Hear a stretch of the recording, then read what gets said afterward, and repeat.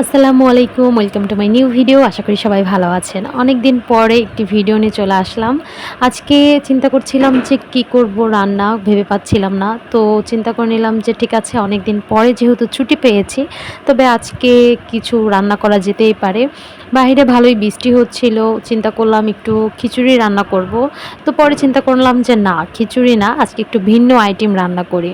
তো বাসায় ছিল পেঁপে। পেঁপে দিয়ে কিভাবে সবজি রান্না করা যায় চিন্তা করছিলাম। তারপরে চিন্তা করলাম পেঁপে দিয়ে ডিম রান্না করলে কেমন হয়। এই তো এখানে আমি ২টি ডিম ফেটিয়ে নিয়েছি। তার মধ্যে কিছু মশলাও দিয়ে নিয়েছি। এখানে একটু জিরা বাটা, একটু লাল মরিচের গুঁড়ো, একটু হলুদ গুঁড়ো, এরকম কিছু কিছু মশলা দিয়ে আমি ডিমটা খুব সুন্দরভাবে ফেটিয়ে নিয়েছি। তারপরে কি করতে হবে, এই ডিমটা ভেজে নিতে হবে। ব্যস্তময় জীবনে শত ব্যস্ততার মাঝে কিন্তু ঘরের কাজ ঠিকই করতে হয়। ঠিক এভাবেই মনে হয় যে যদি একটু ছুটি পেতাম, যদি একটু ঘুরতে পারতাম। কিন্তু আসলে দিন শেষে বাসায় ফিরে ঠিকই রান্না বান্না সব কিছু কমপ্লিট করতে হয়। এদিকে অফিস শেষ করে বাসায় এসে এত ক্লান্তির পরে রান্না করা যেন একদম দুষ্কর হয়ে যায়।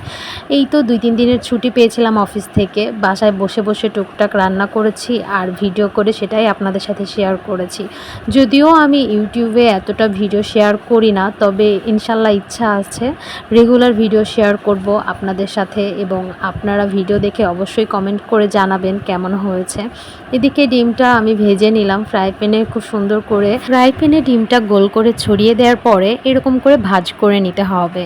তারপরে ছোট ছোট টুকরো করে কেটে নিতে হবে, যেন তরকারিতে ডিমটা খুব সুন্দরভাবে মিশে যায় এবং ডিমের মধ্যে ঝোলগুলোও যেন খুব সুন্দরভাবে মিশে যায়।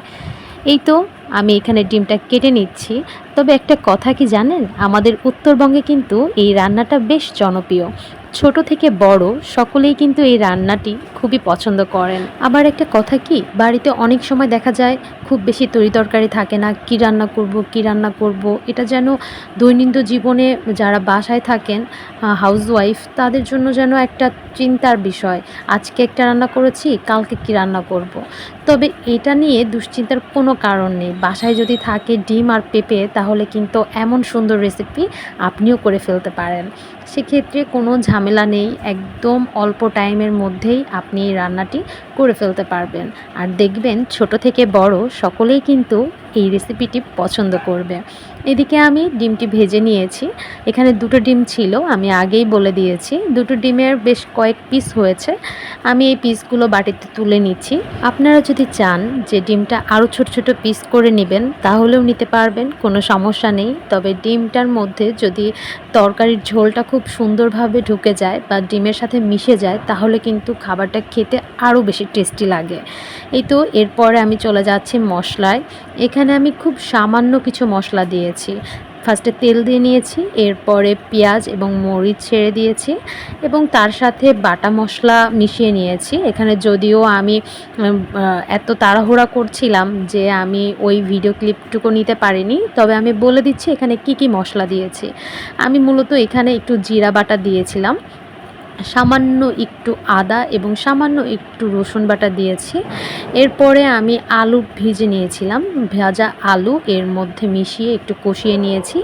এর আগে যে সিদ্ধ করা পেঁপে রেখেছিলাম, সুন্দরভাবে সেই পেঁপেটাও কিন্তু মিশিয়ে নিলাম। আর হ্যাঁ, পেঁপেটা কিন্তু অবশ্যই ভাপ দিয়ে নিতে হবে। পেঁপে যখন আপনি রান্না করবেন বা পেঁপের তরকারি রান্না করবেন, সব সময় মাথায় রাখবেন যে পেঁপেটা একটু লবণ দিয়ে সিদ্ধ করে নিতে। যদি আগে পেঁপেটা লবণ দিয়ে সিদ্ধ করে নেন, তাহলে কিন্তু পেঁপের কষকষ ভাবটাও চলে যাবে আর তরকারি খেতেও কিন্তু অসম্ভব টেস্ট হবে। এখানে আমি তরকারি করে ফেলেছি। তরকারিটা এত টেস্টি হয়েছিল। আর হ্যাঁ, এখানে আমি আরেকটা ভিডিও ক্লিপ নিতে ভুলে গিয়েছি, সেটা হচ্ছে জিরার গুঁড়ো। আমাদের উত্তরবঙ্গের কিন্তু যে কোনো খাবারের জিরার গুঁড়ো দেওয়া হয়। জিরার গুঁড়ো দিলে খাবারের টেস্টটা আরও বেশি লোভনীয় এবং টেস্টি হয়। এক্ষেত্রে এই যে আমার রান্নার কমপ্লিট, দেখতেই পাচ্ছেন অনেক লোভনীয় হয়েছে এবং কালারটাও কিন্তু বেশ দারুণ হয়েছে। আপনিও কিন্তু চাইলে বাসায় এই রেসিপিটি তৈরি করতে পারেন এবং আপনার পরিবারের সাথে শেয়ার করতে পারেন। আশা করি সবাই পছন্দ করবে। ধন্যবাদ।